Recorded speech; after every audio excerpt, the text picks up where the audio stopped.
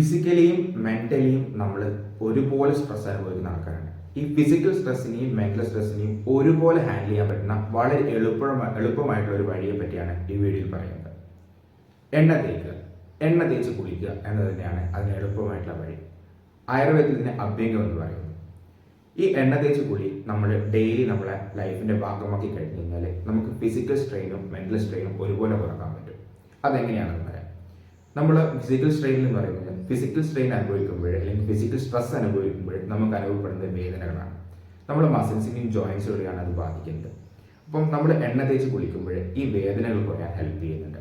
അതുപോലെ തന്നെ മാനസികമായിട്ടുള്ള വേദനകൾ കുറയാനും ഈ എണ്ണ തേച്ച് കുളി നമ്മൾ ഹെൽപ്പ് ചെയ്യുന്നുണ്ട്.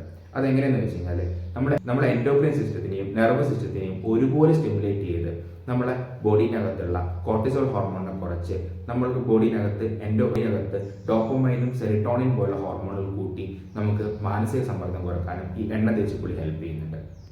അപ്പം നമ്മുടെ ശാരീരികമായിട്ടുള്ള വേദനകളും മാനസികമായിട്ടുള്ള വേദനകളും ഒരുപോലെ കുറക്കാൻ ഹെൽപ്പ് ചെയ്യുന്ന ഒരു ഡെയിലി ഹാബിറ്റാണ് ഈ എണ്ണ തേച്ച് കുളി എന്ന് പറയുന്നത്.